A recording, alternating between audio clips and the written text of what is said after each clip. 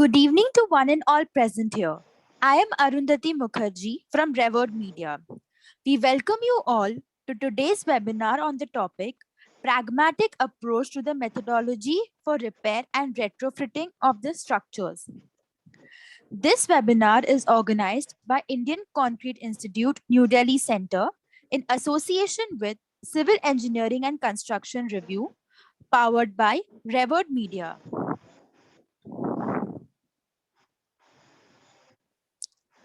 We would like to begin this Very webinar. good afternoon. We would like to begin this webinar by welcoming Engineer Mayank Rawal, who is the Director of Asian Laboratories and Co-Chairman, Indian Concrete Institute, New Delhi Center. We welcome you, sir. Thank you. Good afternoon, everybody. I welcome to this interesting webinar today with my friend Supradeep Das, going to speak over the repair material. Subject is pragmatic approach to the methodology of repair and retrofitting of structures. Mr. Supradeep Das is actually expert in the retrofitting and repair material technology. He's basically a chemist of cement, so he knows the subject very well. So I think everybody will be interested to see how he's giving the performance today. About the ICI, as we know, this is the third we are doing the webinar with our CECR partner, and this is very good. Success we have seen past. Seminars through them, webinar through them, and today's webinar. We are doing on this subject, which is very important today for the repair and retrofittings in most of the structures we need. As you know, the ICI started long back in 80s, and Delhi was the first center who started. Very well. In the beginning of 80s, and we are around 13,000 today. Members, life members, and we need more also. So those of our participants who are not still members, I request them again that they should become member so that we can have a more better program like this. As we know that New Delhi Center is conducting a lot of international programs also, and we have done in past also international workshops, seminars, and ICI New Delhi Center is very active. So we want that more and more participants should join here so we can make a success to it. Thank you. Thank you, sir.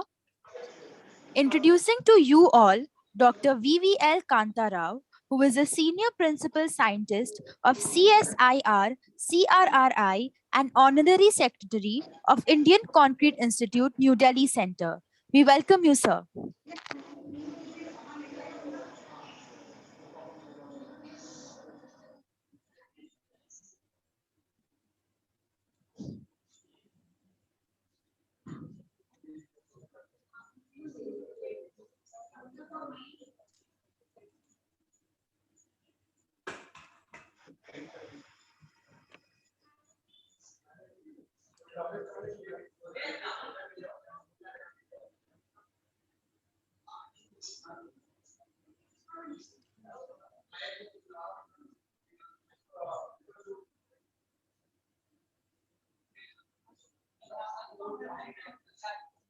Kanta, you unmute.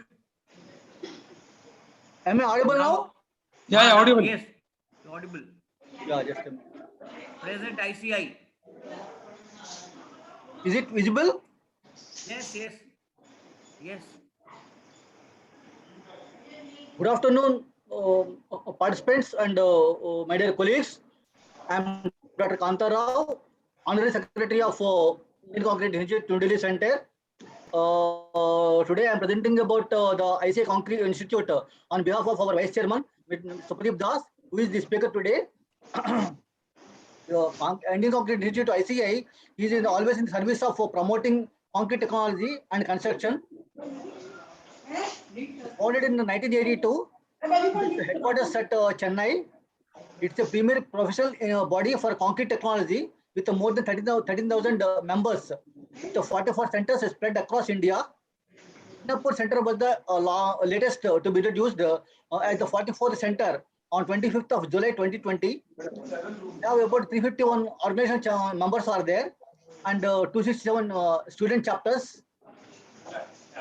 The objectives of ICA are to promote growth of concrete construction and its subspecializations, to disseminate knowledge and information for needs of changing concept, to train personnel and collaborate with national and international agencies in creating better understanding of concrete construction technology, and to identify R&D issues, encourage outstanding achievements in concrete construction technology through its institutional awards, and to collaborate with national and international agencies such as American Concrete Institute, Asian Concrete Institute Federation, Singapore Concrete Institute, Concrete Institute of Australia, etc., to institute and distribute awards for achievement in concrete construction technology, and to arrange lecture series on selected topics of relevance in concrete construction.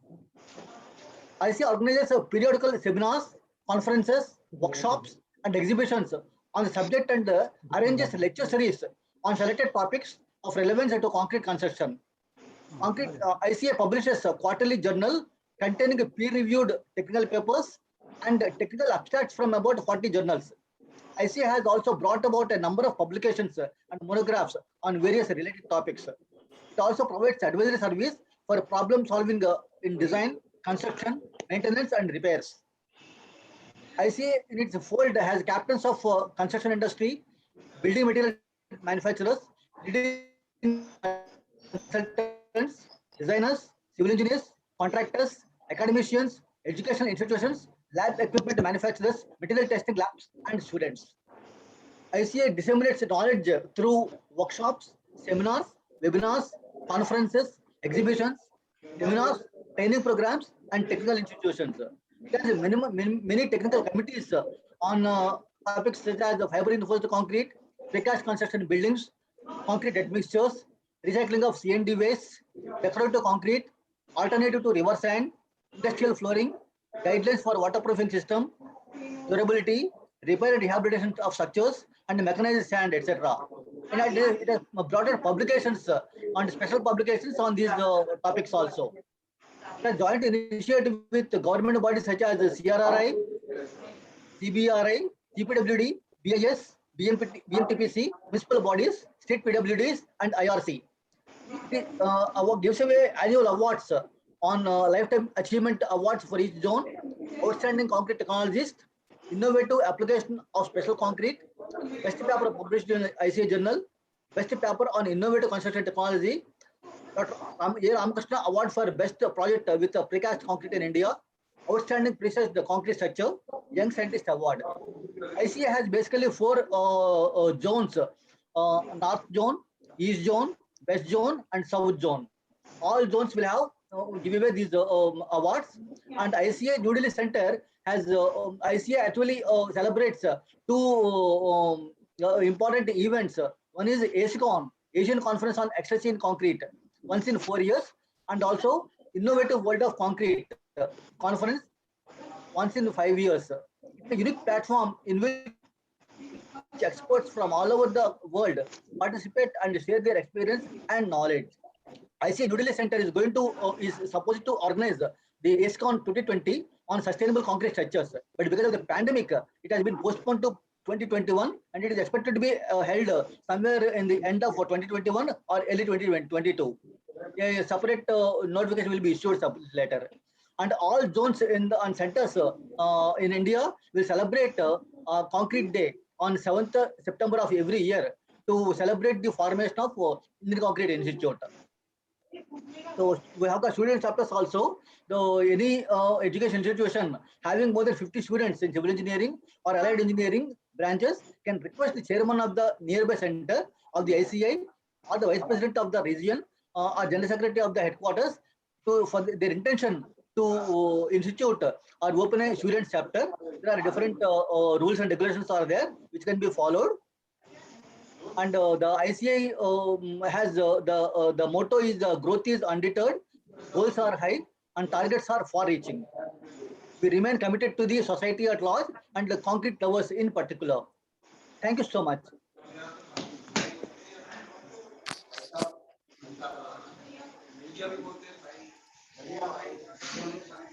Thank you, sir. Now we would like to present to you all CE and CR and Revord Media. Civil Engineering and Construction Review, a leading infrastructure monthly on methods, materials, and machinery. Celebrating 34 years of publication. CE and CR is India's #1 infrastructure monthly news journal for the past 34 years. We have been providing discerning knowledge and an unmatched coverage of the construction sector since 1988. Get social with the largest online construction media network of India. Civil Engineering and Construction Review provides a valuable, informative, unmatched high-quality content. It is the most circulated magazine in India, having a readership over 17 countries worldwide. Google rank #1 under the search of Civil Engineering Magazine India and Construction Magazine India. We have a 5-star rating as well. Currently stands at 58,000 plus followers on Facebook. 16,500 plus industry professionals connected on LinkedIn. You can also find us on other social media platforms such as Twitter, YouTube, Instagram, and SoundCloud. No one around us in India. CE and CR has been awarded the prestigious Best News Magazine by CIDC in the year 2014 and 2019. Best Publication Award by the ACCEI in 1991. Designated for International Quality Summit Award in Gold category in Paris by BID in the year 2012. We cover topics such as roads and pavements, bridges, construction equipment, concreting, precast, high-rise structures, waterproofing, and many more. CE and CR is read by construction companies, contractors, builders, government departments, public sector undertakings, building material and equipment manufacturers, consultant and architectural engineers, research institutes, polytechnics, and colleges. Connect with the most circulated and trusted magazine in India. Introducing Revered Media, a 360 degrees logistics solutions of business events. Who we are and what we do. Revered Media is an independent, full-service, professional logistics solutions company for business events. We specialize in corporate events with end-to-end event project management. Our commitment is to see each event through from the start to finish, while keeping the goals, vision, budget, and our clients' needs in mind at all times. We manage your events from conceptualization to execution, saving you the long hours, late nights, and endless emails so that you can focus on what's essential to you. We represent leading international exhibition organizers for promotion of their shows in India as well. Our unique selling proposition are: we have a focused and contemporary approach, wide contacts, rich experience in conceiving and managing high-profile events, working within deadlines and budget with maximum mileage and strong marketing instincts. We specialize in various types of events such as webinars, seminars, conferences, exhibitions, social media marketing, EDMs and e-newsletters, workshops, promotional advertisement and designing, public relations, product launch, award ceremonies, road shows, and many more. Our vision includes growth, innovation, affordability, and quality services. Contact us and join hands with Revered Media.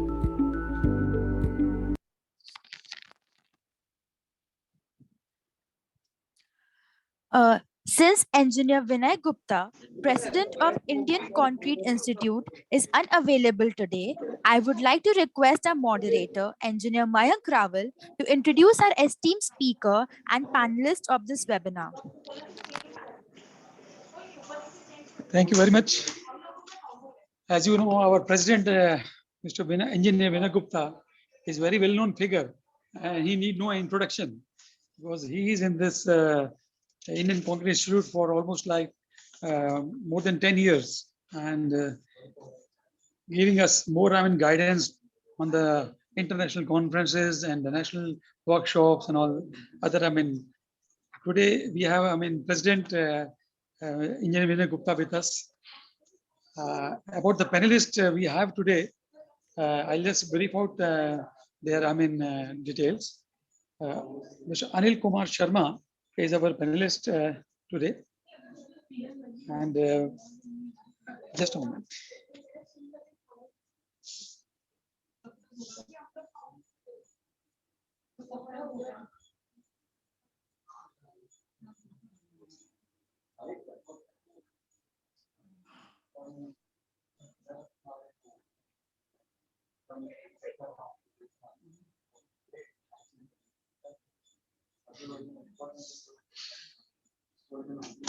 Okay, sorry.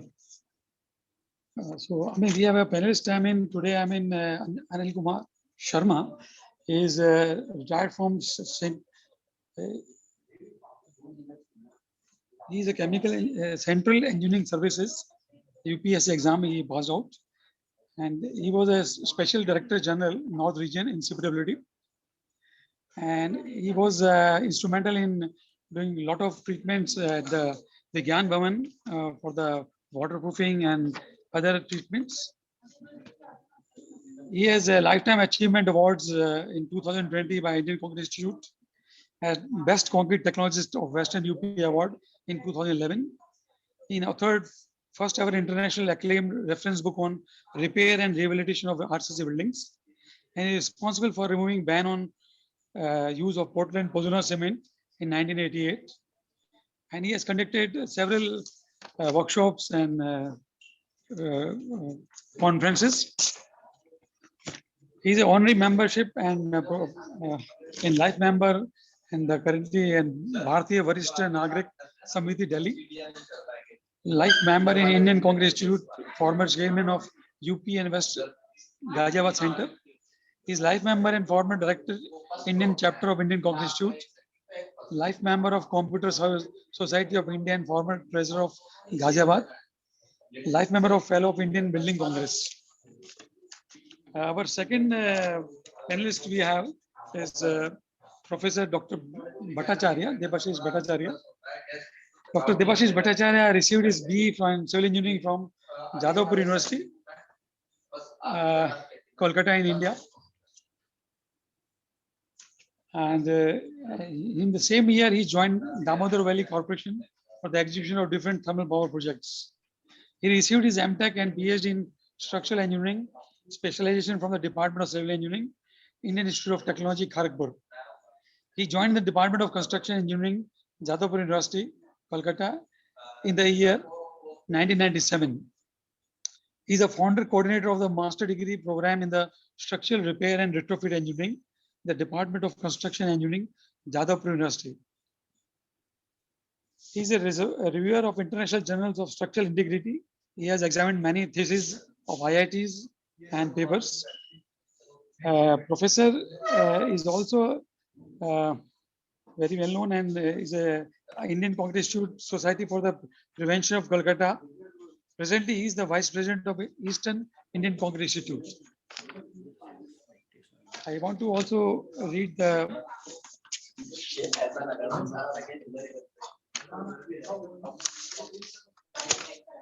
Supradeep Das, my friend. Our speaker today, I just read out the profile in a brief. He is a very well-known person in the field of construction chemicals, as you know. He has more than 40 years plus experience in the field of cement and concrete technology, with 15 years of research and development, and is the current Vice President, North of India, Indian Concrete Institute, and editorial consultant to CENCR, a premier journal on the construction activity. His premier area of activities are concrete and concrete making materials, waterproofing and thermal insulations, repair and retrofitting structures, construction chemicals. He is joined Indian Concrete Institute for the last 10 years, and he was the Secretary Technical Committee for the International Conference on Durability of Concrete in 2014. He has been associated with all the seminars and conferences organized by ICI headquarters in New Delhi Center. As a consultant, he has been associated with a number of organizations and HR Johnson's as admissions, quality assurance for the NCER, for the NHPC, MES, NTPC, etc. Mr. Supradeep Das has also been a member of 2 technical committees of ICI for the TC10 Handbook on Waterproofing Concrete Structures and Industrial Flooring, the TC10. He is the co-chairman of the secretary, contributed 3 chapters in the handbook. He was also a member of TRAI Committee of Energy Conservation. He is a very versatile person. He is life member of Indian Building Congress, Indian chapter of ACI, and many others. Supradeep has written around 40 papers, 1 book chapter, and co-developer of 2 patents related to cement and concrete. So I welcome you all in this program. Over to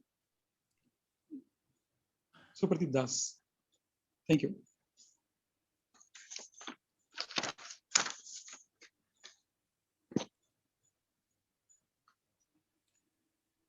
Thank you. Thank you. And good evening, Mayank Rawalji. Thank you. My others colleague at NDC, friends, participant and attendees. At the outset, I would like to thank ICI NDC for giving me an opportunity today for present today's topic on pragmatic approach to the methodology of repair and repairing, retrofitting, which is quite relevant in today's construction scenario. The presentation covers my experience in the repair and rehabilitation and design of historic building, hydraulic structures, load-bearing structures, and construction strategies used that conform to the standards that apply. Till now, there are no as such specification in Indian construction industry. Whatever inputs I have taken for this presentation, I would like to thank you, Anil Sharma ji. Some inputs have been drawn from the Handbook of Repair and Retrofitting, a CPWD publication written by one of the panelists. He is our today's panelist. So, shall I start? Yes, sir. Yes, sir. Please. Just a minute. What happened here? Supratik, please go to the slide view. Slide ভিউটা আপনার এখানে আসছে না, সেটাই দেখছি আমি কোথায় গেল। And soundটা একটু বেশি হলে ভালো হয়, sound little louder. Okay,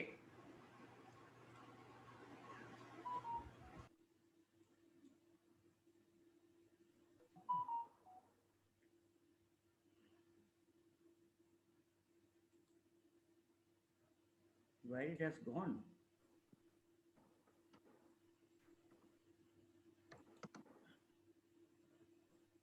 Can you see the slide? Hello? Can you see the slides? Yes, sir. But it is. We can see, but But if the slide mode is presentation mode, it is not coming. Trinisa? Sir, just click the slideshow button. Slideshow button, it is not there. at the top. Animations. So your slides are not moving. No, that I'll move, but slideshow button is not coming. It was there. Sir presentation mode में आना चाहिए उनको. That's not coming. हाँ.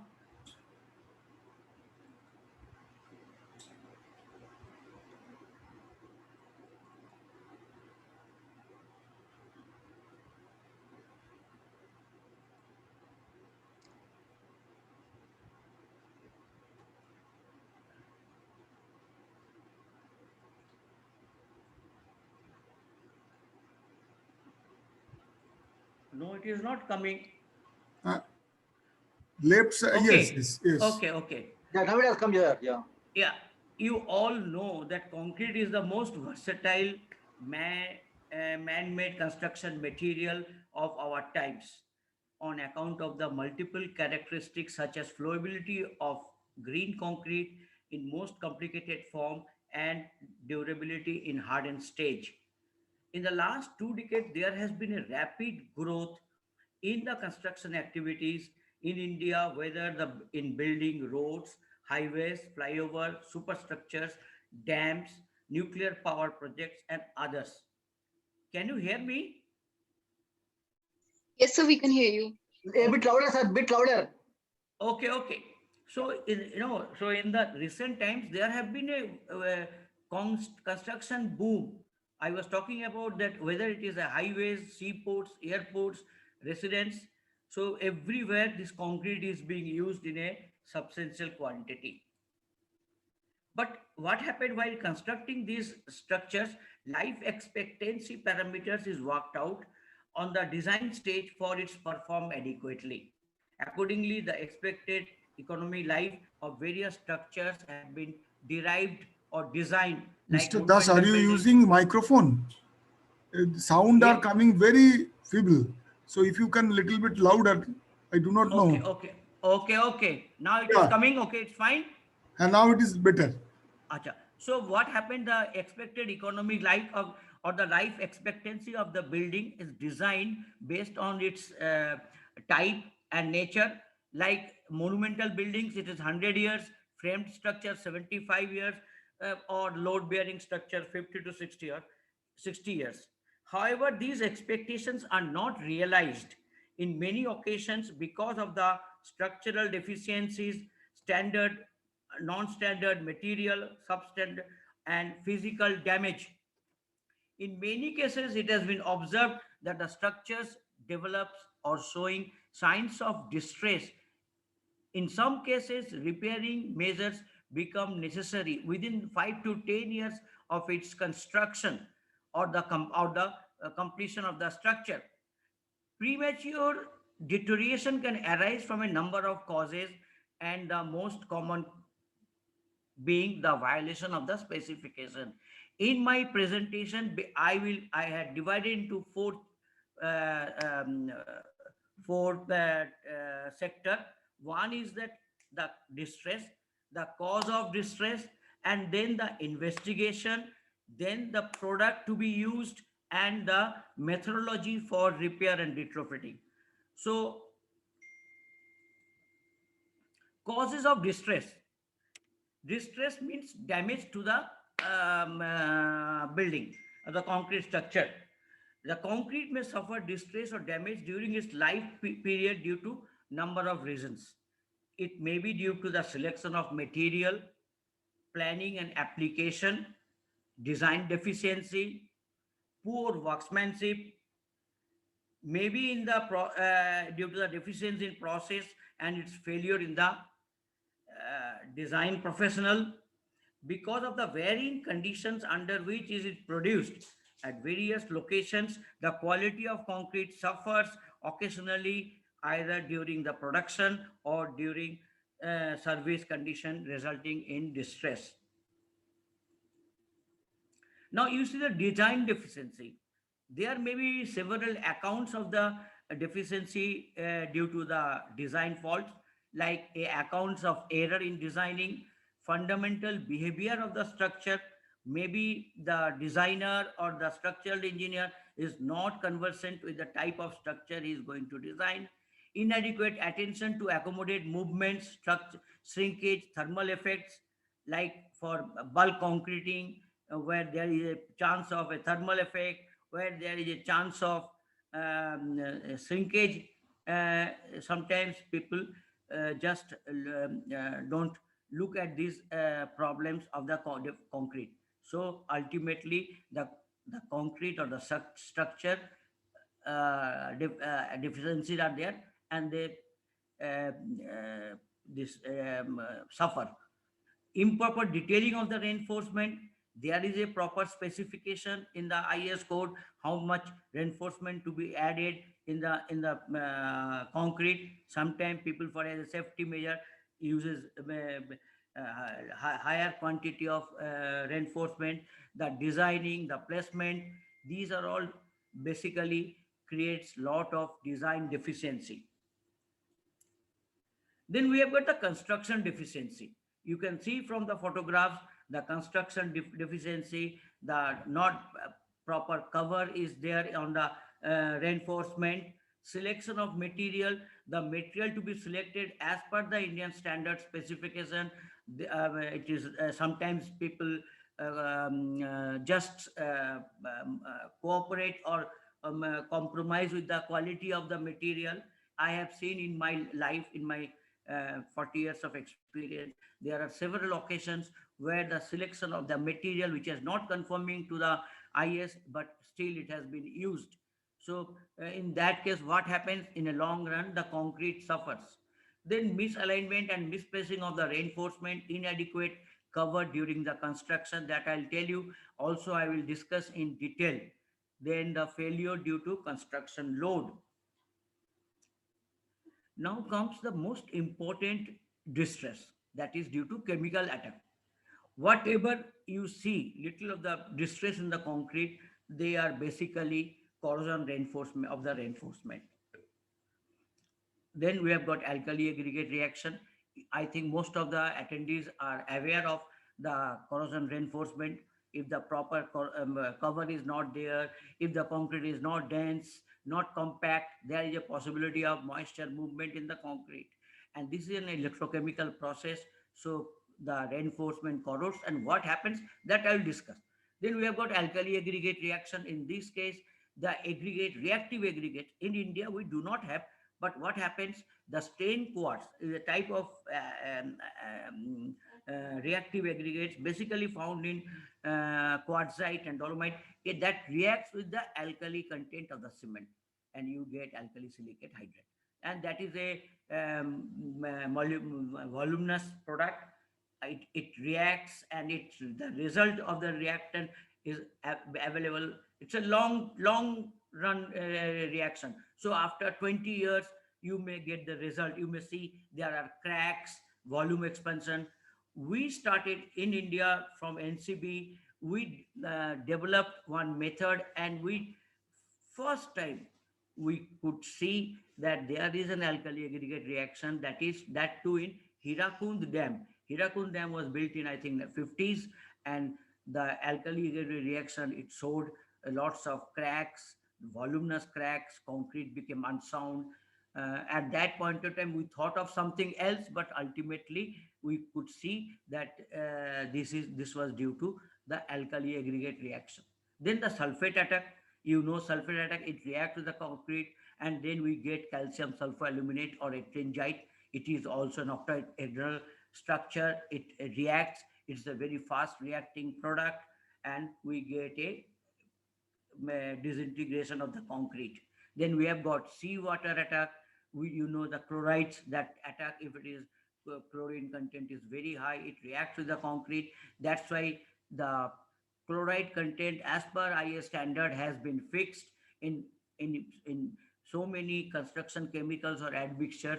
The seawater chloride content has been kept at minimum at 0%.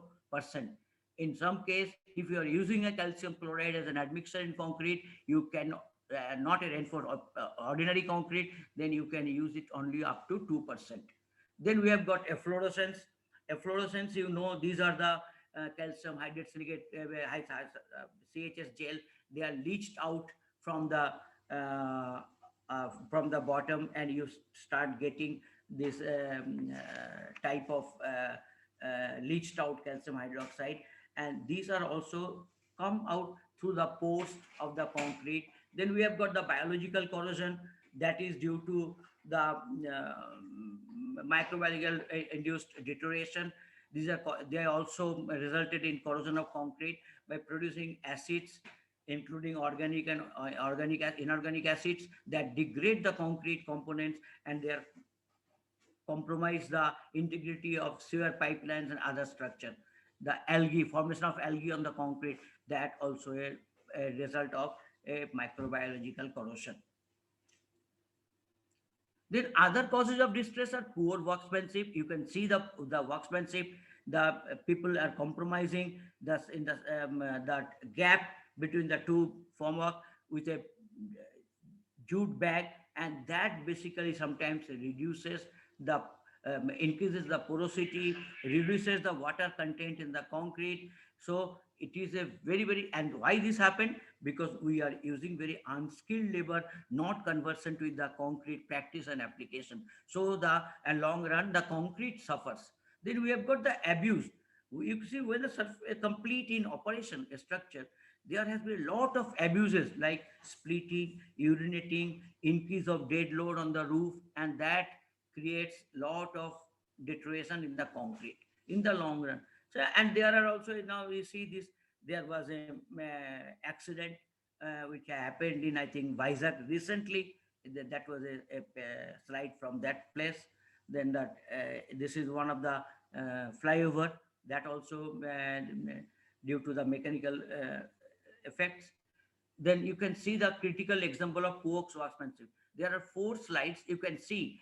In one of the concrete wall, you can see through and through. So you see the how much quality of the concrete has deteriorated. As matlab, the people who have placed, they have not taken any interest, any preventive measure, or to see that the concrete has been properly compacted.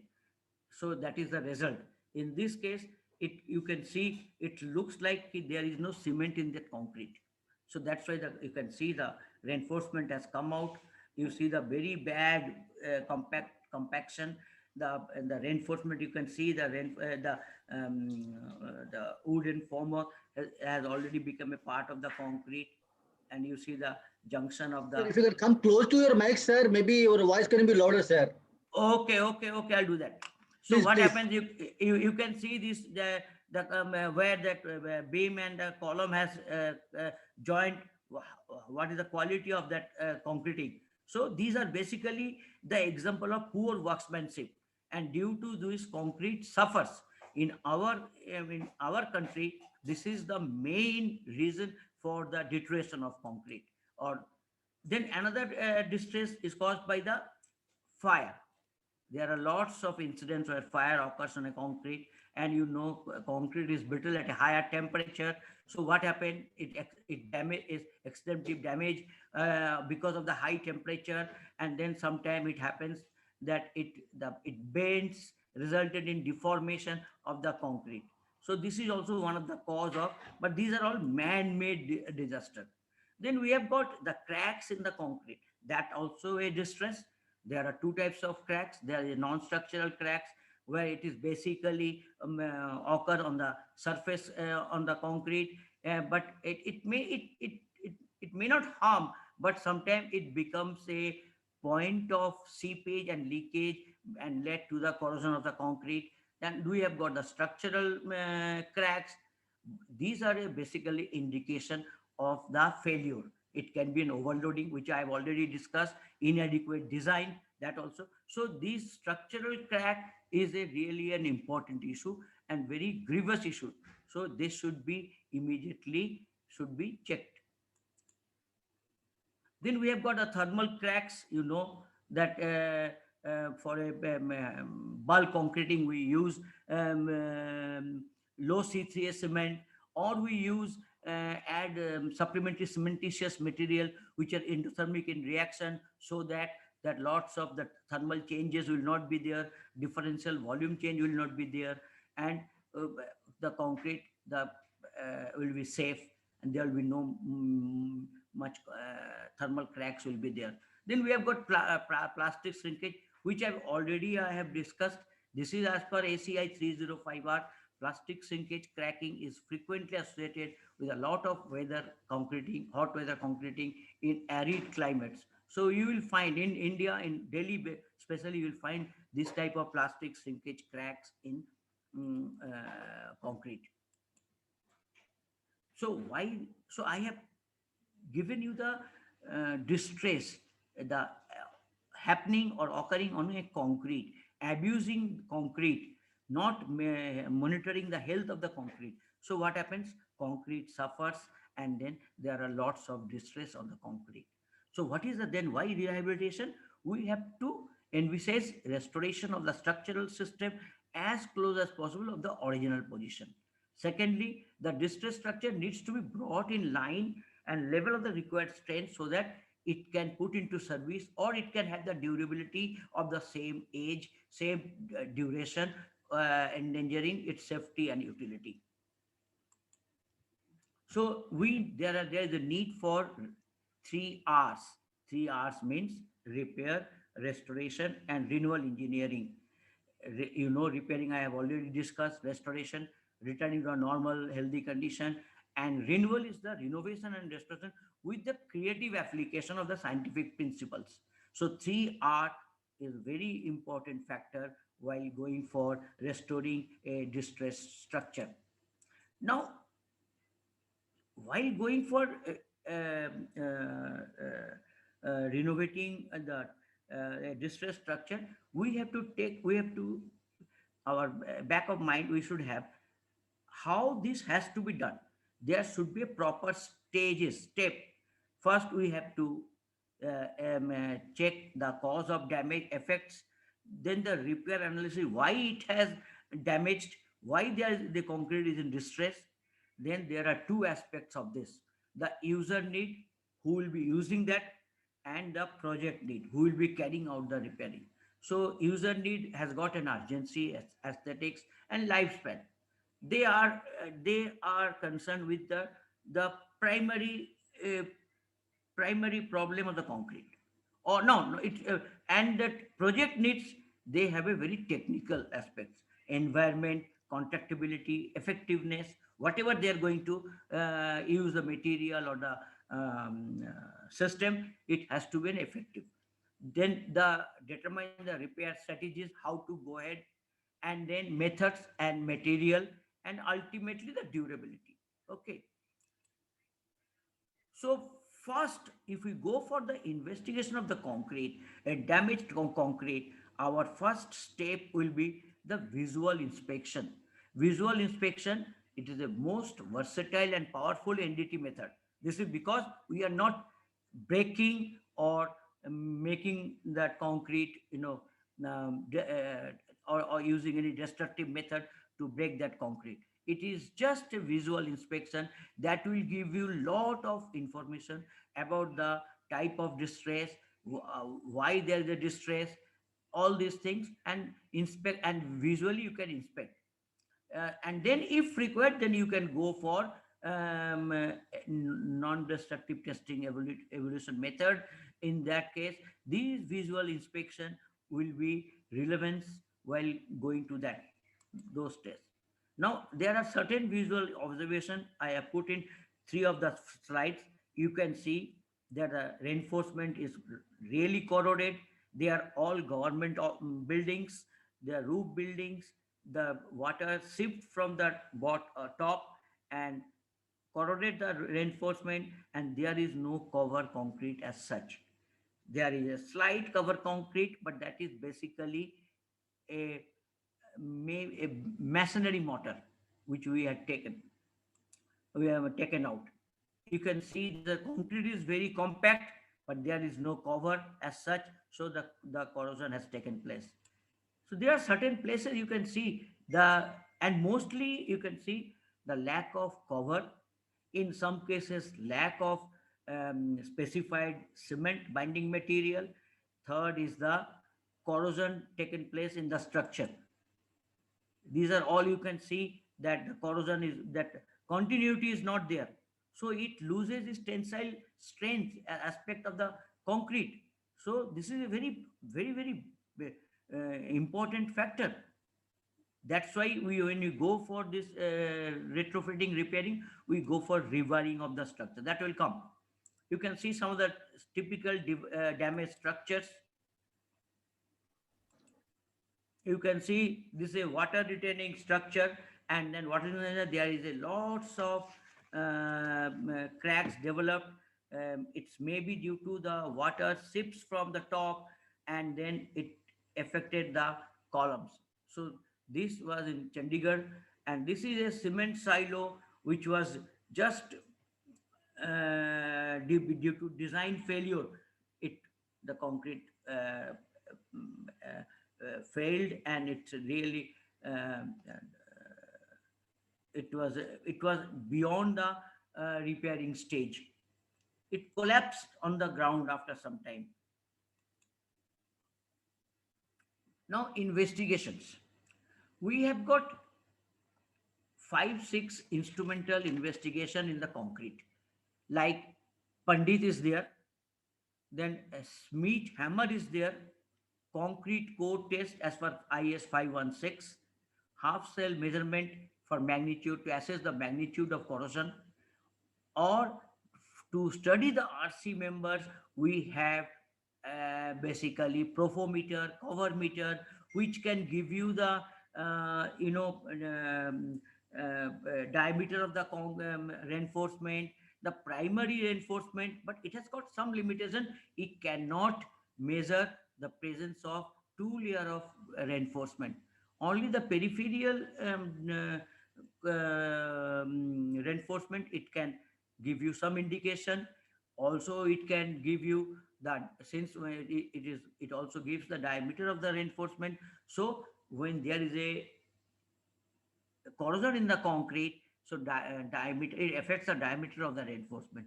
It also indicate the whether the concrete is sound or it is basically has a corrosion or has already taken place. So these things you can just measure. Then we have got carbonation. I will come to E one by one. In the strain, in the rebound hammer, this is as per ASTM C 80597. This gives a surface hardness of the concrete, and but it cannot be intended as a basis of acceptance or rejection of material. What you have to do, you have to uh, cast a concrete, or of the concrete core which is taken from that place, you have to correlate that rebound hammer result with the compressive strength of that concrete. Then only there will be a correlation and you can come out with some indication. Then called the integrity assessment. What is integrity assessment? It is basically carry out the inspection to identify the damages, whether the concrete is sound, concrete is void, it has got some crack, inside crack. So it involves the use of non-destructive testing. Check that the structure has been built according to the appropriate designs, procedure, and standards. So in this integrity assessment, we have got a number one. It comes that Pandit. Pandit is ultrasonic pulse velocity testing equipment. It's a very popular equipment where the ultrasonic pulse is transmitted and received at the other end. If the concrete is sound, it will take less time to cover that area. So in that case, the time taken is called the velocity of the ultrasonic pulse. It travels fast. So if there is any crack, voids, it will take much more time to cover. So the velocity will be less. According to IS 516, if you see the more than 4.5 kilometer per second in the velocity, the concrete is said to be very good. But and if it is the less than 3.5, the concrete is said to be poor. It has been characterized or categorized in a four different way: excellent, good, medium, and poor. This is a very popular, handy equipment to measure the qualitative analysis of the concrete. Then we have got the core testing. It is again as per IS 516. Take a core. It can diameter can be with a drilling machine 20 millimeter to 50 millimeter. It can go up to 100 millimeter, and then you can cap the surface and test its compressive strength in a compression testing machine. This will give a physical behavior, uniformity, compressive strength, and also after that deformation, then what happened? This powder of the concrete can be used to measure the chemical analysis, cement content in the concrete, and also for the petrographic analysis on chemical attack. Then I've got carbonation. When the production of 1 metric ton of cement gives you around 1 metric ton of carbon dioxide. But there is a catch. This carbonation on concrete, this also saves around zero point 0.4 a metric ton per metric ton of cement, because that 0.4 metric ton is being absorbed by the concrete. It happens if you're staying in a polluted city like us in Delhi, or in a basement, or in a very dusty scenario. There is a possibility that carbon dioxide reacts with the concrete. It reduces the alkalinity of the concrete, and the concrete is compact and impervious dense. There will be a little chance of carbon dioxide to penetrate, and then it will be limited to the surface. I'll show you the one photograph. And this, what happened, calcium hydroxide with CO2 gives us CaCO3. And this is the, and when this removed from the paste, hydrated cell will liberate calcium hydroxide, which is also a carbonate. So in that case, in true sense, the generation of calcium carbon dioxide as a greenhouse effect is zero point 0.6 metric ton per 1 metric ton of cement, because zero point 0.4 is absorbed by the concrete structure. And I told you that industrial areas, polluted cities, heavy traffic, basement parking, these are happening quite a lot. Now you see it, there's a test called phenolphthalein test. Phenolphthalein will indicator will give you that this area is not affected, but this area is affected. It is just a 0.02% phenolphthalein indicator. Now you see this structure. This is for, this is the carbonation attack has already taken place. This is the concrete, and the reinforcement has also, due to this carbonation, the reinforcement slowly also has corrosion has taken place, and this has eaten away the some portion of the reinforcement. This is a fully carbonated paste in the concrete. In on a polarized light, you can see the formation of carbonated areas. Now the corrosion, the most important factor of the deficit, the distress in the concrete, which we are noticing or it's happening in daily life, is the corrosion. Corrosion, it, you know, it is an electrochemical process.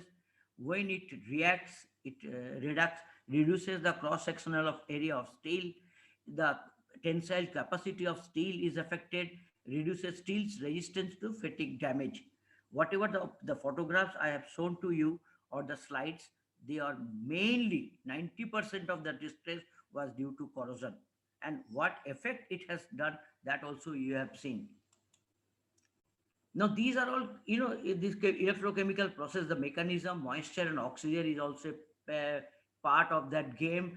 Passive flame, high pH, causes of galvanic coupling, carbonation and chloride ions. Causes, these three are the causes of this.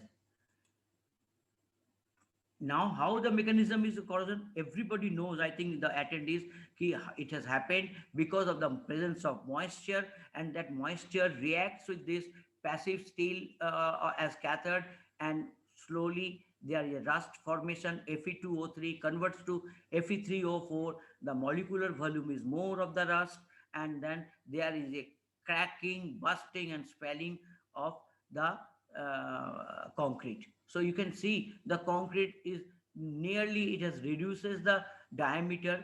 This is a local corrosion. This is a uniform corrosion of the reinforcement. Now, if you, ACI has made a study. If the lifetime of the structure is, if you take from here to here, the initiation process, the degree of corrosion starts based on the water cement ratio of the concrete, type of cement you are using, and the compaction or the placing of the concrete. It depends on this. Then the propagation stage is like this, and the acceleration and the reduction in the load bearing capacity. Now, if you take this table, you will find where we have used around GGBS as a SCM or a FA at a SCM at and 0.6 water cement ratio, the at a 35 millimeter cover, the initiation process duration is 12 years. But if you take OPC at 0.6, only OPC at 0.6 water cement ratio, it reduces to 1.8 years. Now you can see you can improve from this initiation period if you can use the product like GGBS, silica fume or FA as a SCM, and you can make the concrete dense, compact. There is a little chance of corrosion taken place, or the initiation process, the period will be quite high. And this corrosion, there is a direct loss, that capital cost, maintenance cost, over design, then indirect loss, delay in traffic. These are all indirect. Contamination of the product, loss of efficiency. India loses around 4 to 5% of its GDP only due to the corrosion. So, before going to the methodology aspect or the steps of methodology, I would just like to add a point in this. This corrosion, I was telling you, this corrosion can be prevented before the concrete is being placed or made. The increase the cover concrete, improve the quality of concrete, proper curing, low water cement ratio. You can use SCMs, mineral admixture, or the corrosion inhibitor. Corrosion inhibitor, I will come. It is a product which is, it can be either an inorganic or an organic, and when added to the concrete, it prevents, it delays the occurrence of corrosion. So this a very good product. I'll come to system. Then the galvanized steel you can use, waterproofing, surface treatment, whatever the concrete treatment you can use, integral waterproofing compound. There are certain other products are available in the market. Polymer impregnation of the concrete is a very good process, and then low permeable overlays, cathodic protection of the reinforcement. These are the few which you can use before placement of the concrete. If the situation or the atmosphere demands or thinks that it may create a problem afterwards, you may go for that type of preventive measures. Then we have got the potential measurement.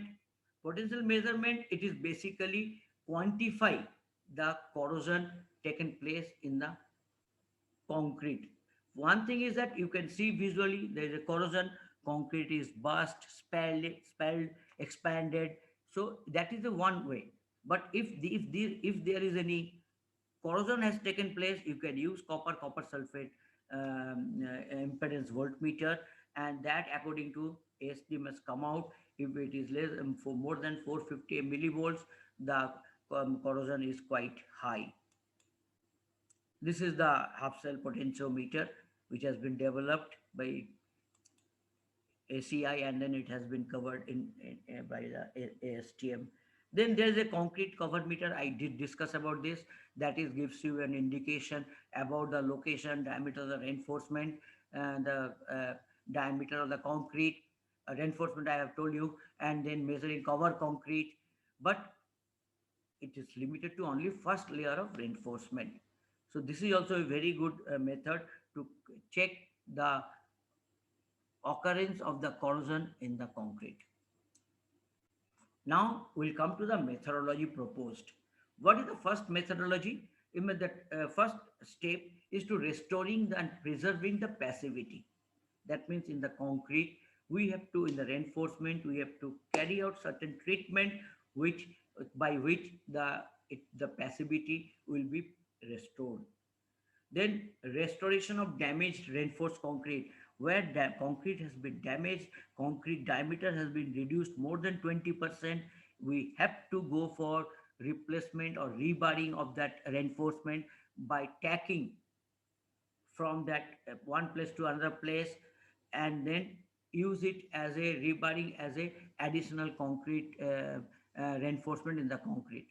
Then we have the come to consolidation of the columns, beams by pressure grouting, because if you think that the columns and beams have been affected or it has not been properly casted, so that means that beam and columns has to be consolidated using various methods.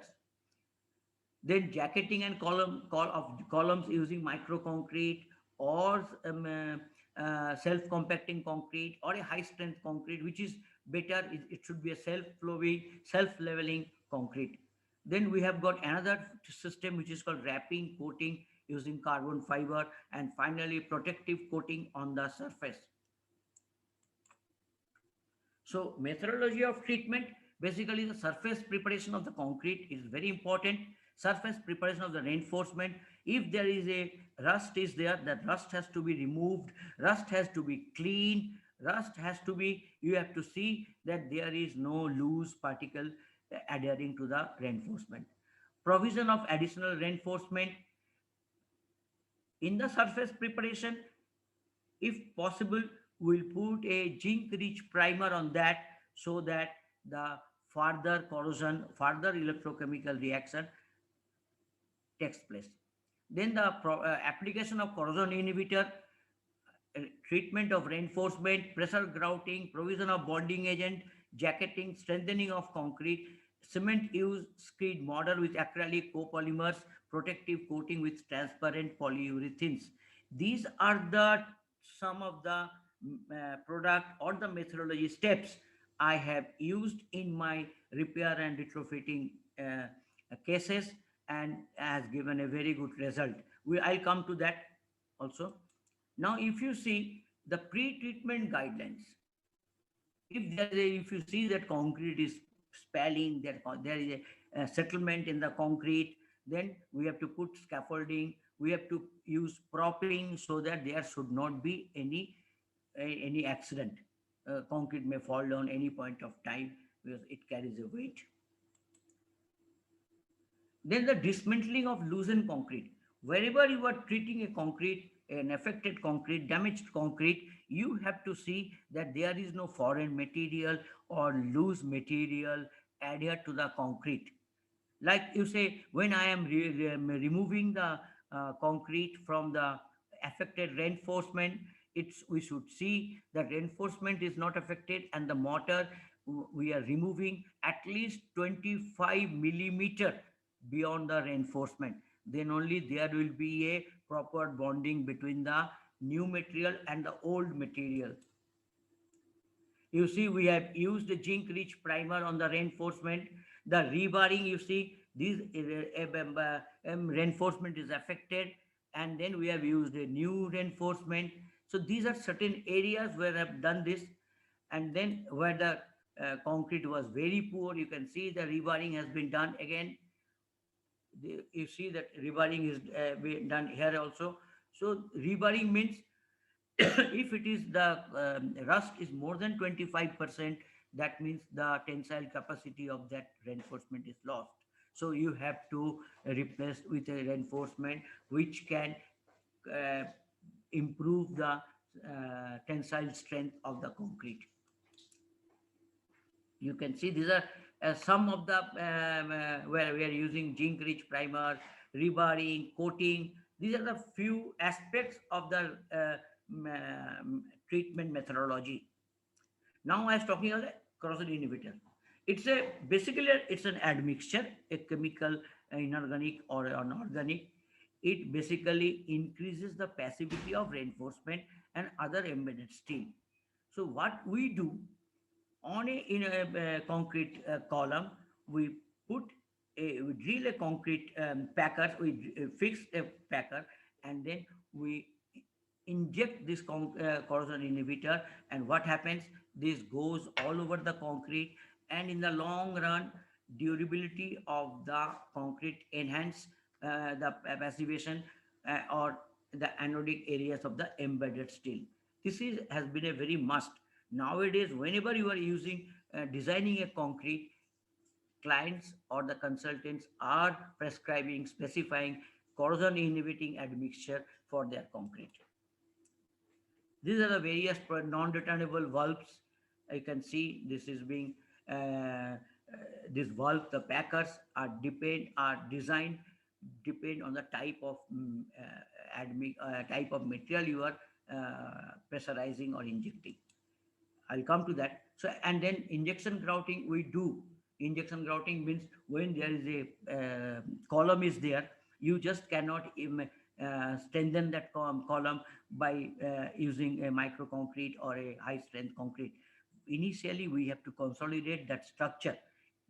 We know there are voids, so we have to inject the same packer, the corrosion inhibitor, and after some time we have to use grout or inject epoxy resin through the same packer. If you want to use a cementitious, we have to use a different type of packer. So what happens? It has been observed that while injecting these materials, the consolidation of the concrete in the structure increases by maybe 12 to 15%, not more. You can see the how these columns are being consolidated by using of low viscous epoxy. If there is a crack, that crack also can be stitched by using epoxy or a cementitious material, or on a column, as I told you, it can be injected prior to application of the um, micro concrete or self compacting concrete or high strength concrete. Now, I told you injection grouting, how it is being done.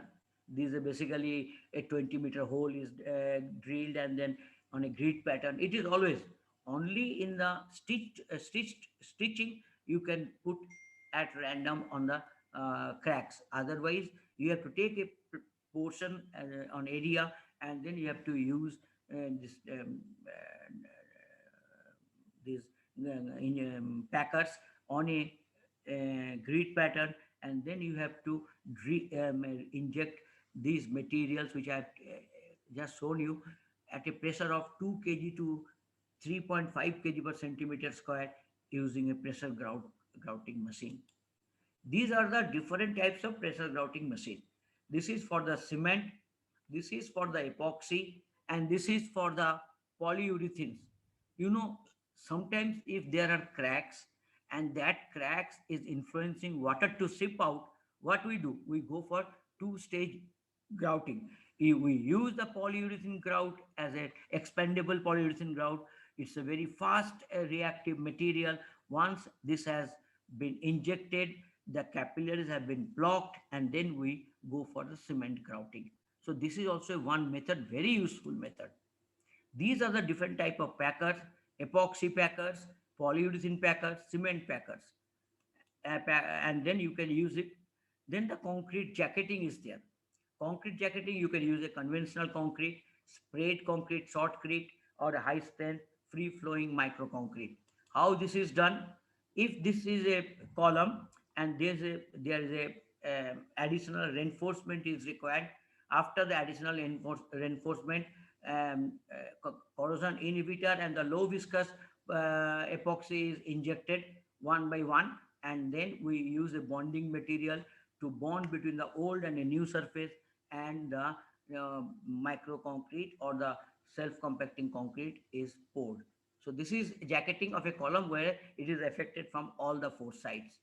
This is from the one side. You don't need to any rewiring, nothing. You just tip of that area, and then up to 3 inches of micro concrete you can put, you get the result.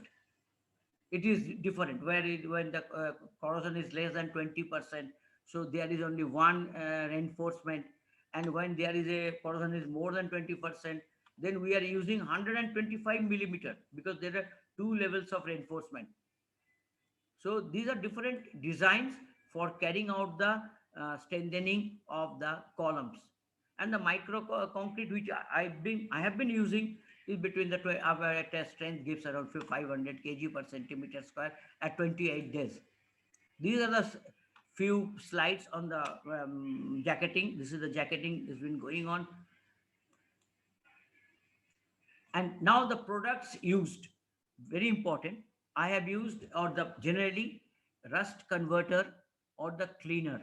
It basically converts the rust to a liquid, and then you can clean it. Corrosion inhibitor to increase the passivity of the concrete.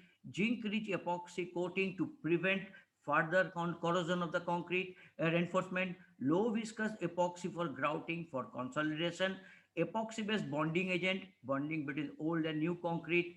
Then the cementitious non-shrink free high strength micro concrete, and then acrylic polymer plaster, curing compound for the columns, and polyurethane based clear coat on the concrete for durability, for mitigation of the corrosion. Now after this, these are all conventional methods. Now it has come, that is wrapping and coating by using epoxy bonded FRP fabrics, laminates, or glass laminates fabrics are available, which increases the flexural as well as the bond shear strength. It increases the flexural strength, increases the shear strength, does not reduce overhead clearance, light concrete, cost less. I don't know, it is basically depend on the type of fabric you are using. Like the fabric starts from 200 GSM, 300 GSM to 400 GSM. And these GSMs are dependent on the type of damage or the cracks or the failure has taken place. You can see that epoxy is put and then the fiber is wrapped from the all the three sides like this. The wrapping coating is being done. Basically, these are for the where there is structural failure. It is very used. It's very useful in that areas. So durable concrete, if you want to get, you have to select an assessment of the site is important. What type of ambience, what type of atmosphere is there, climatic conditions, assessment of the environment, design consideration, choice of material. Somewhere you may get a quartzite, somewhere you may get a dolomite, somewhere you get a marble. So you have to choose based on the site and the availability of material. But if in all the cases, that should conform to the IS2 386 from part 1 to part 30, I think. So it has to be definitely conform to the standards. The design mix, very important. Then the workmanship, quality control. You have a cement, sand, and aggregate doesn't mean you got a very good concrete.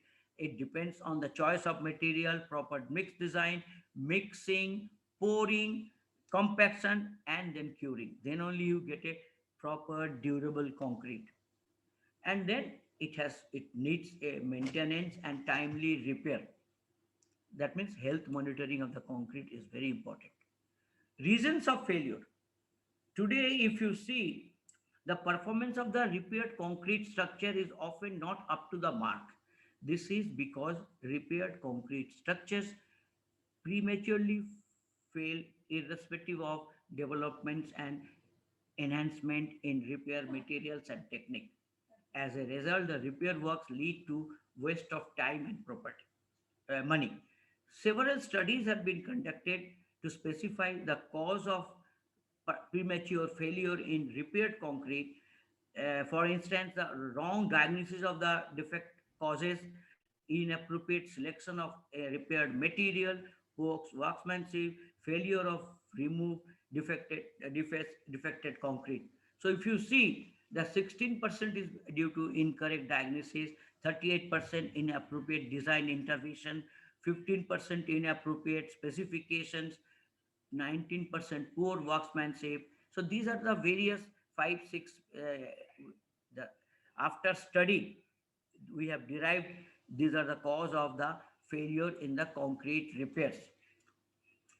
In the gap in the construction technology, there are certain gaps in our construction technology. Means in our country there are lack of advanced diagnostic techniques, availability of code of practice for waterproofing, repair, maintenance, and concrete of structures, specification requirement, knowledge of repair material, application methodologies. Today we do not have any, the occurrence of the failure of concrete is so high, but we do not have a proper specification or repairing method in our country. Whatever we are doing, we are going through the CPWD handbook. Thanks, Sarmaji, for that. I have been using this that book very much. I have taken intrinsic and extrinsic causes of and the stage of distress. This I have taken from the handbook. If you see the construction deficiency, high water cement ratio, so what happens? High capillary porosity, then it has got 6 different damages, accelerated damages, or inadequate curing, poorly graded concrete. So there are 7 points which is the helps in having this type of problems in the construction. Then you have got the chemical, there is a chloride, there is a sulfate, there is a reactive ASR or AAR, and then we have got design deficiency, the wrong assessment of design loads. I showed you some of the slides on that. Environmental is extrinsic, heating, cooling, wetting, drying, abrasive charges. This is one slide which I have done. These are the main, some of the projects I have done, and these are like thermal power projects. hydroelectric projects in and around India and also foreign countries. See, these are the some photographs of the repaired structures, rehabilitated structures. You can see the building before structural failure, and this is after structural failure. Today, the technology of repair and rehabilitation has advanced considerably. More and more sophisticated instruments, newer materials, and techniques are available. However, while using these materials and techniques, certain amount of caution needs to be adopted with regard to the adaptability and safety of the structure. Thank you. Thanks a lot.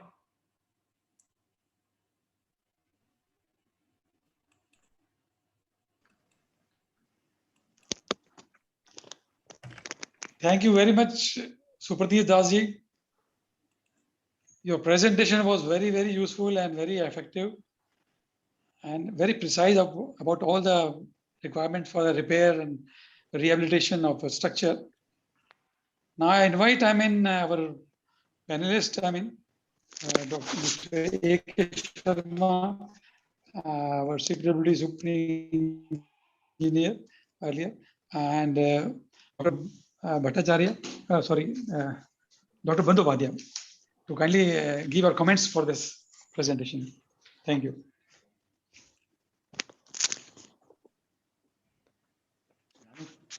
No, is it you are inviting Mr. Sharma ji first? Who is in order? Mayank ji? Hello, Mayank ji? Yeah, Mr. Anil Kumar Sharma ji, our panelist. Yeah. Yeah, I want to invite our panelist, Anil Kumar Sharma ji, and Professor Debashish Bandyopadhyay. Should I give my comments first? Yes, sir. Please carry on, sir. Yeah. Yes, First of all, let me compliment the speaker, Mr. Supradeep Das, that he has made a Herculean effort to cover all aspects of deteriorated structures, their investigation, and as well as restoration and rehabilitation. And जिसको कहते हैं हिंदी में गागर में सागर. In such a short time, he has covered the entire topic, which is a very he has divided it to 4 parts. It should have been in 4 different lectures. This is what I can say, but he has beautifully covered all aspects in just such a short time for the benefit of the listeners. This is a subject which is very difficult, not only to envisage or conceptualize, but also to execute at the site. Execution is very, very difficult because we do not have the specialist agencies who understand the subject. Those who can understand the subject, they can execute it appropriately.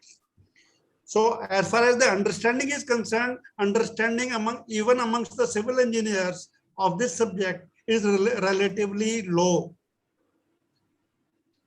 Otherwise, if the civil engineers at the time of original construction, if they were enlightened on this subject, enlightened on the causes of deterioration and of the reinforced concrete, they would not have compromised on the quality during execution itself.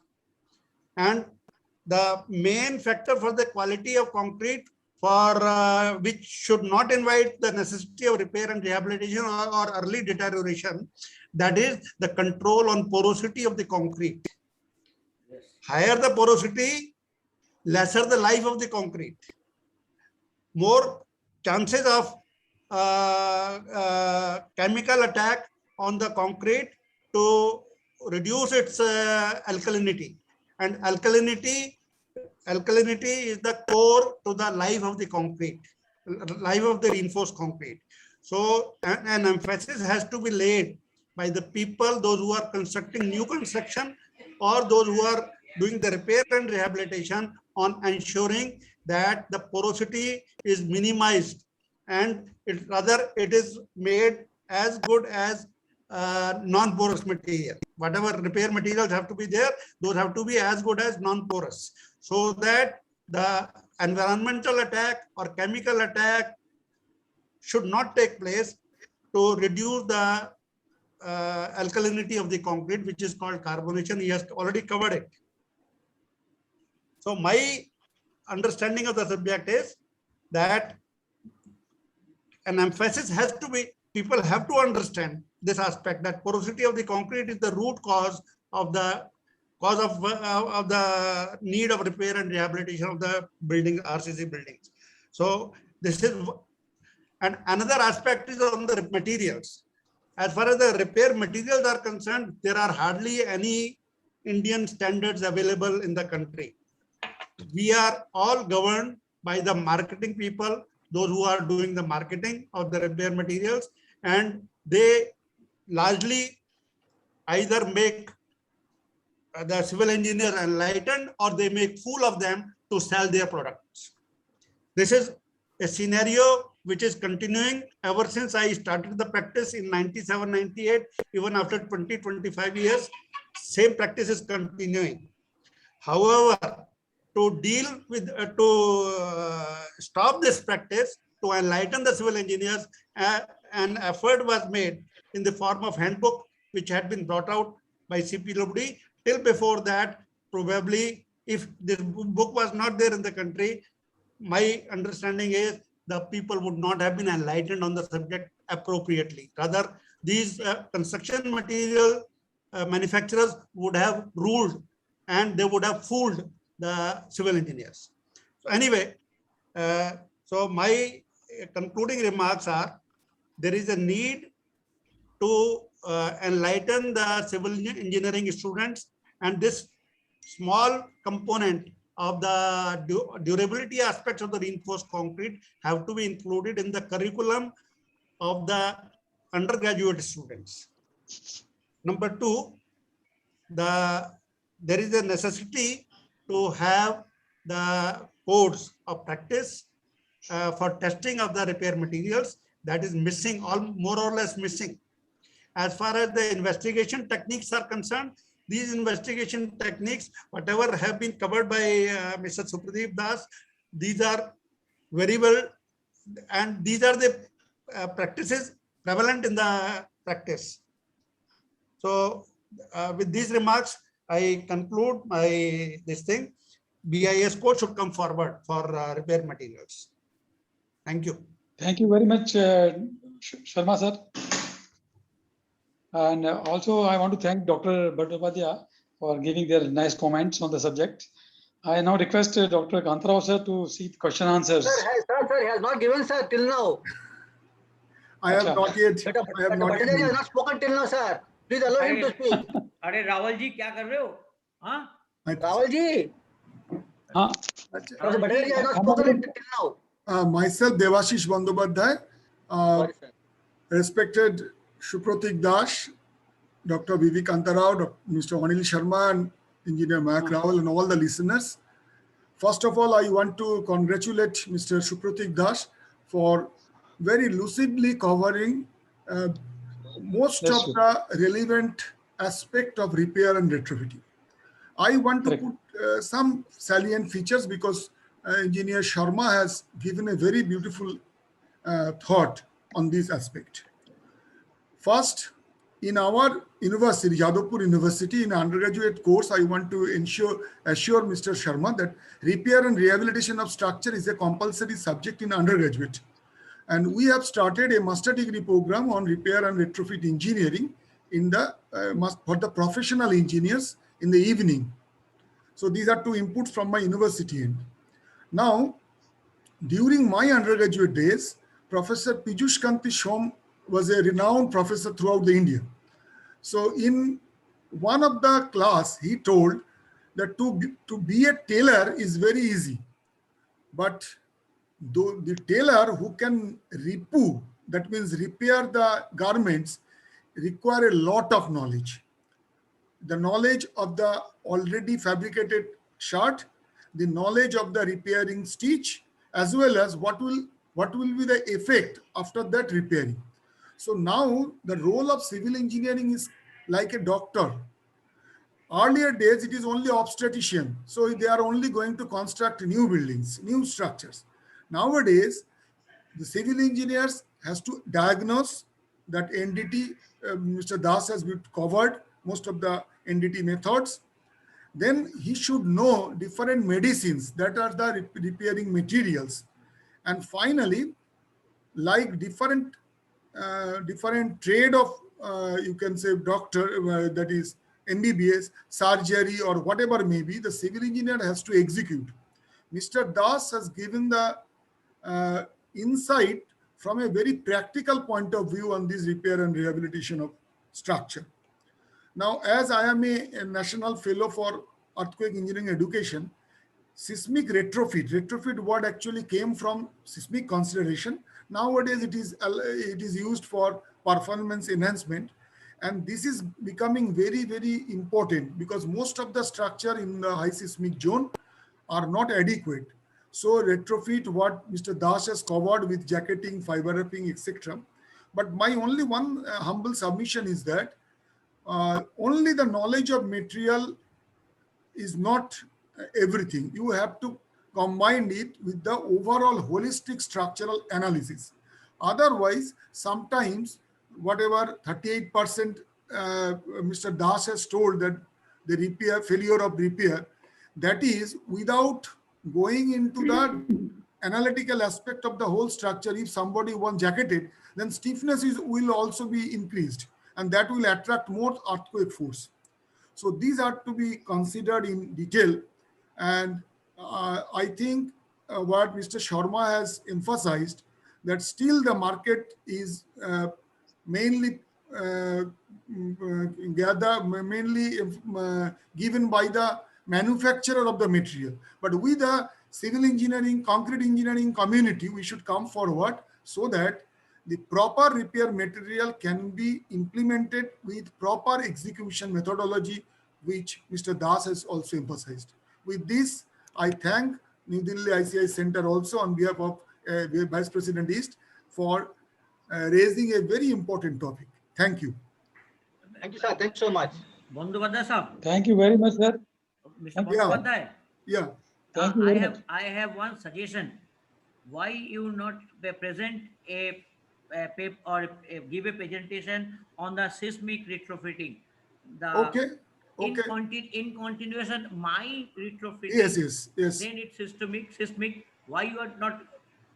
Then we'll approach you and then you give us a date. We can. Kantarao sir, will it be? Sir, I'm here listening. Thank you. Thank you. The next part I will be covered, and that will be little bit of retrofitting, whatever I know. Thank you. I will come. Yes. Sure. Sir, actually, I want to raise a point, sir. Sir, I want to raise a point here. Actually, sir said that there are no codes for repair of concrete structures. Sir. I agree, in India we don't have, but actually there is a European code is there, EU 1504. It has got 10 parts are there. Actually, it deals with all the types of problems of concept of repair actually, including the testing of materials, there and repair of structures actually. Maybe we can have a look at it and. Kantarao, I agree with you. We have recently come out, ICI has recently come out with the industrial flooring standards. Why? Because there is an European standard, but we do not have the access of those standards.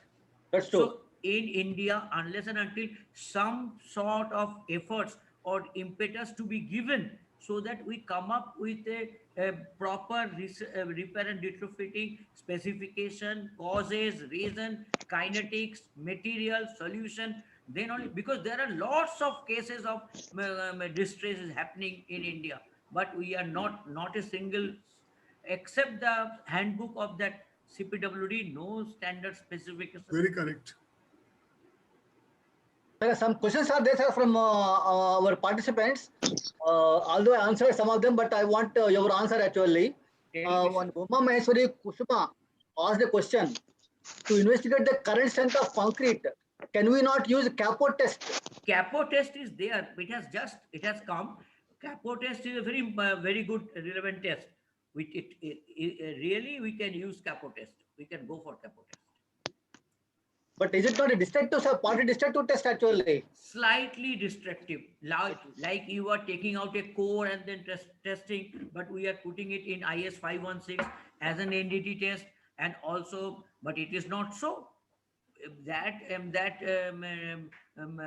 Your cylinder, concrete cylinder test, that also can be used for detecting the cement content in the concrete, chemical impurities in the concrete. So it is also a destructive to some extent. Also, you asked a question, sir. The colored dye penetration test for locating and measuring the cracks on concrete surface. Is it useful? No, it is not Or that is it for useful. metal structures, no? Metal structures, correct. Metal structures, yeah. And then, you know what happens in concrete, there are two types of cracks. Yeah. One is the surface cracks, and then one is your structural cracks.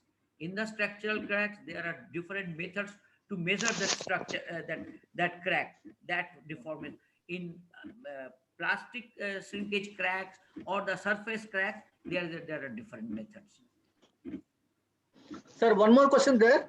How to repair the water reservoir columns? I think what once you showed. Is there any method to repair this? Oh yes. Why not? I have given a thorough presentation on a repairing of the columns.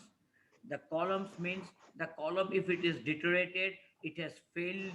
There is a failure in the concrete, that some of the columns had shown the expansion due to maybe corrosion. So we have a proper steps to repair, retrofit that water retaining structure. Definitely. Just I want to continue with Mr. Das' remark that there is a code in Indian Standard Code for crack in buildings. Yes. And there are a lot of characteristics has to be monitored, whether the crack is active or it is dormant, the plane of the crack, the length, the orientation. So from there you can identify what crack is nothing but a symptom. There you have to go to the root cause analysis and then you have to go to the treatment. Agreed. So one more question, sir. Please explain how to reduce cracks in walls and reason of cracks. In a framed structure, beam column and brick wall adjoining, the found cracks, how to reduce this and reason for the cracks. Sir, if there is a crack on the walls, it can be a superficial, a plastic shrinkage crack. There are certain material, you can use the some sort of fibers.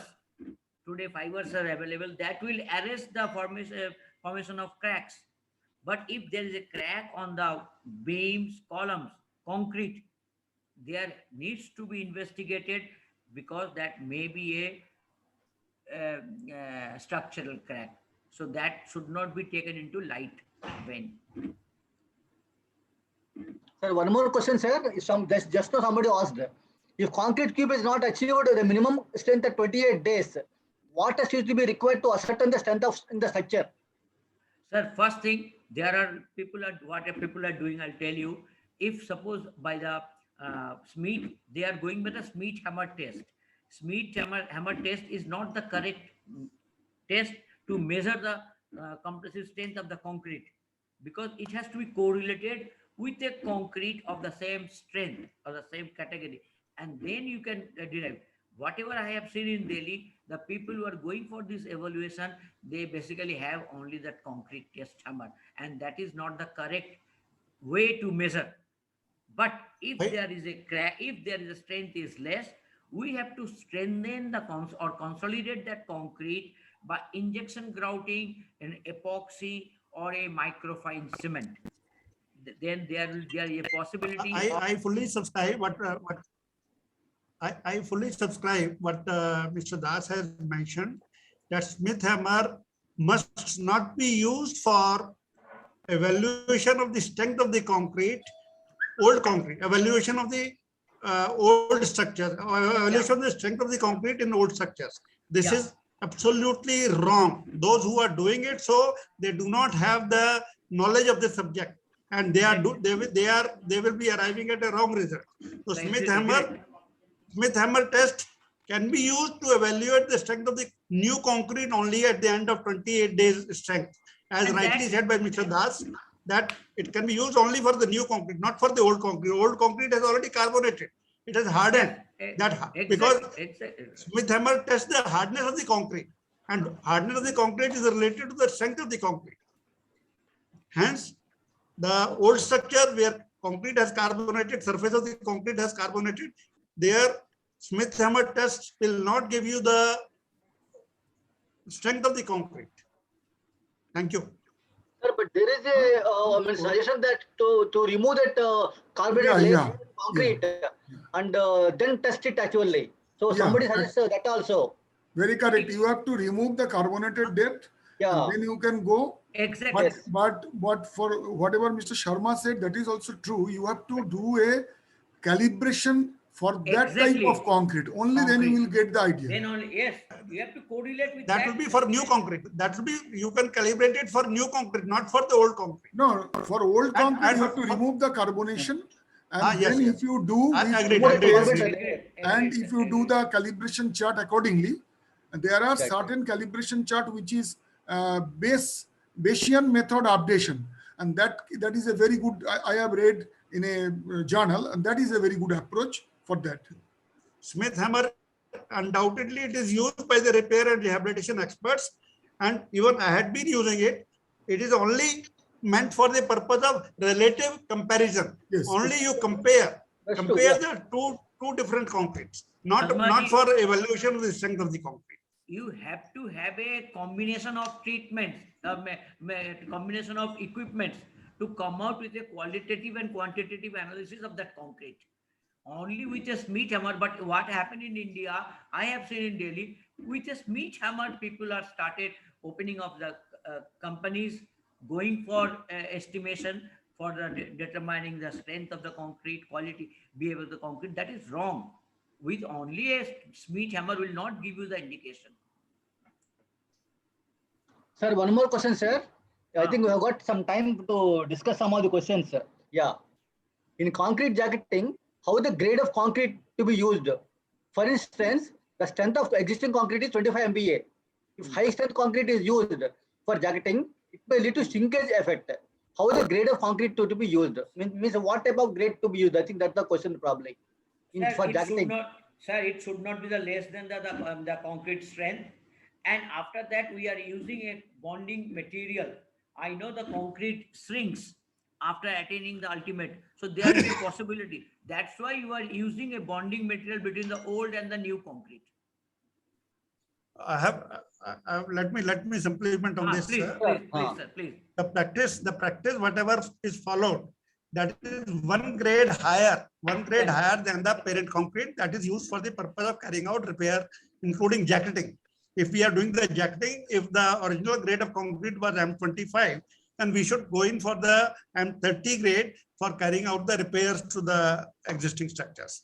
So this is the practice, but there is no hard and fast rule. Whatever Mr. Supradeep Das said, that is also right. Sarmaji, because what happened initially, we have been using the normal concrete of M30 or M35 grade for the jacketing. Now what has happened that micro concrete or high strength concrete, high performance concrete, self compacting concretes are available at a competitively economically viable. So people are going for that. Otherwise, sir, we have seen a one grade higher or 2 grade higher concrete being used for jacketing. Even for micro concrete, what you are saying, what is being used for the carrying out the repair, we dilute the strength to arrive at that, because over strength, much higher strength than the parent concrete also can become a cause of the subsequent problems to the structure. We substitute some of the volume of that concrete with bigger aggregates so that the strength will be reduced. And can so I want to supplement one thing.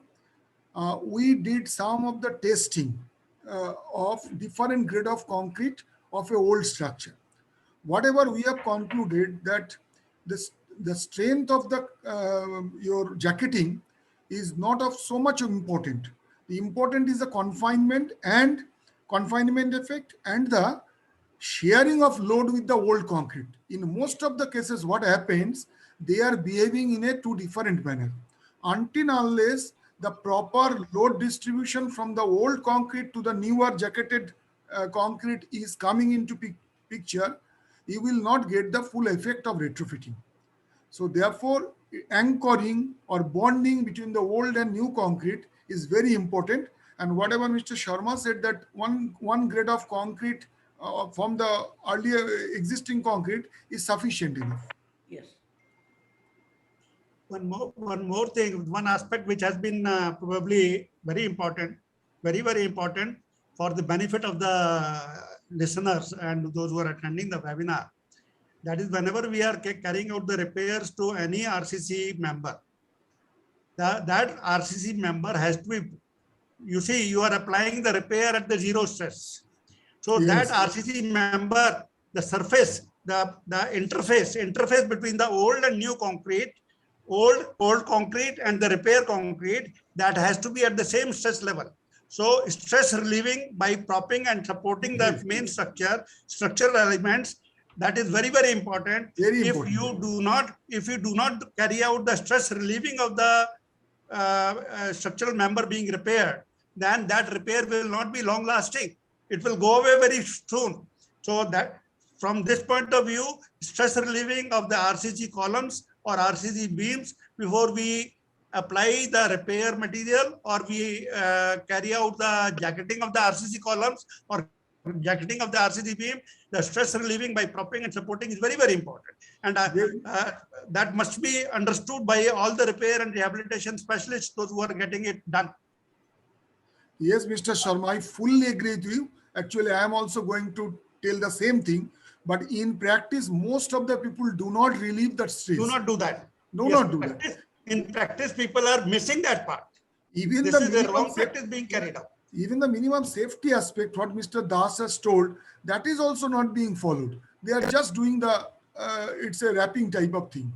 So stress relieving, until unless stress relieving is there, then after coming the load, even if the anchorage is proper, then there will be mismatching of the stress level, which will doesn't make the repair durable.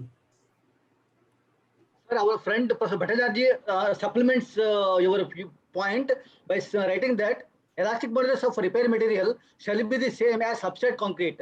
Otherwise, stresses will be introduced. Active and passive repair situation will arise. That's what our close friend Professor Bhattacharya from Delhi IIT he supplements the viewpoint. Yeah. Thank you. Yeah. Correct. Sir, one more question, sir. Are there any assessment procedures for concrete structures affected by fire? I think there are certain procedural aspect is there when a building damaged through fire. What are the care should be taken? What are the parameters to be checked? It is there, and I did carry out two investigation in a fire damaged structure in Delhi, and I also repaired that. Actually, sir, the color actually concrete will change as the temperature rises. So that will change. Concrete after 200 degrees Celsius, there will be a change of color. There will be a deformation. There will be so many things. The cracks will, and the bonding will lose. There will be no bonding between the. The strength has to be evaluated by taking a core of the concrete, and fire studies has to be carried out. Yeah. In case of fire damage structures, the primary aspect at the time of investigation is to assess the temperature to which the concrete has reached. Exactly. That assessment of the temperature, once we assess that the concrete has reached up to this temperature, that itself, then there is, once we know that the concrete has been exposed to this much temperature, then we can relate it with the loss of strength also. You see, up to 200 degrees centigrade, there is no loss of strength to the concrete. But beyond 200 degrees centigrade, there is a gradual loss of strength of the concrete. So assessment of temperature at the time of investigation, and for that there are many laboratory tests to which concrete can be subjected to determine Correct. the temperature to which it had reached. Correct, sir. One initial assumption is by looking the color of the concrete. Yes, That Yes, will color of that the will concrete provide also some changes. sort of idea.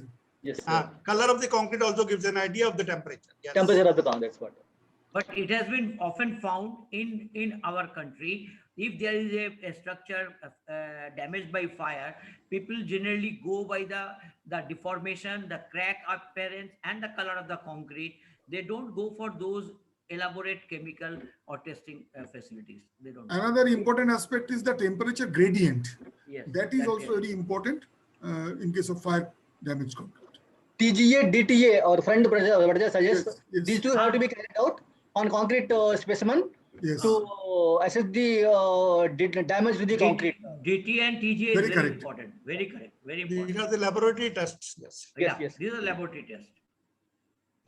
Sir, I think with this we come to the conclusion, end of the webinar, sir. I think now I request our friend Bibi Wadhwa ji to propose a vote of thanks. Please, Wadhwa sir. Please unmute yourself, sir. Unmute. Thank you. Thank you, Supratik Das and Ganesh, ICI New Delhi Center thank you for so much, sir. raising Thanks this a important lot. topic. Thanks a lot. You have आपको- come and you have accepted our invitation. Yes, sir. Invitation, And, sir. Sharma ji को भी sir, Sharma ji sir, thank you very so much Sharma Sharma sir, ji, thank you. आपने time लिया हमारे Thanks लिए for giving us और an opportunity. Thanks for giving us an opportunity to share our. Thank you, Mr. Sharma. Thank you, sir. Thank you. Thank you, Mr. Wadhwa sir unmute कीजिए, please unmute yourself. Wadhwa ji unmute, unmute.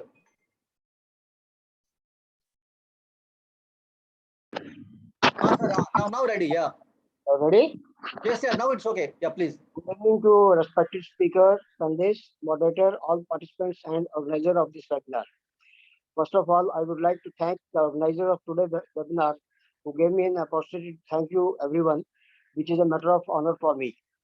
On behalf of ICI New Delhi Center, I would like to thank the Honorable Speaker, Engineer Supradeep Das ji, for his excellent, educative and enlightening presentation on the topic, pragmatic approach to the methodology and repair and retrofitting of structures, highlighting the root causes, reasons for the failure of concrete structures, like selection of construction materials, improper design, or construction error, and assessment methods before carrying out its repair and retrofitting of either old or monumental structures.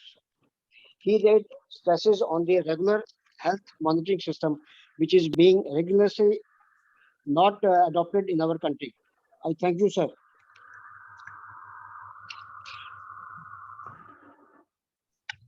I extend my thanks to our eminent panelists, Engineer A.K. Sharma ji, retired SDG Security, and Dr. Debashish Bandyopadhyay ji, former HOD, Jadavpur University, Kolkata, for consenting to be a part of this lecture and offering their valuable feedback and comments. They emphasized that good construction practices and methodology should be compulsorily be a part of engineering courses. That is definitely required, sir. Thank you to both of you, sir. Thanks to Engineer Mayank Rawal ji, today's moderator, for very well carrying out the webinar. Also thanks to Dr. BBL Kanta Rao ji, Senior Principal Scientist, CRI Delhi, for presenting the role and activities of the ICI in detail and its future development plans. For inspiring in organizing lectures and guiding towards uplift of concrete technology, I would like to thank our ICI India President, Dr. Engineer Vinay Gupta ji, though he could not be present today due to his busy schedule. I want to express my heartfelt gratitude to Engineer Rajiv Singhal ji, Chairman, and all executive committee members of ICI NDC for their sincere efforts in arranging and organizing this webinar. My heartfelt thanks to CE and CR and Revert Media for their logistics support and making the best arrangement in organizing the webinar in the shortest possible time.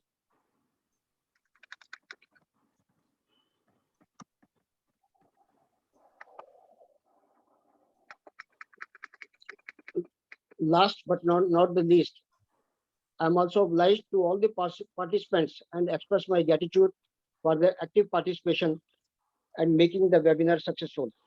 Thank you everyone once again for making it a great success. Thank you so much. Thank you, sir. Thank you so much. Thank you. Namaskar. Namaskar. Namaskar. Namaskar. Namaskar, sir. Namaskar. Thank you.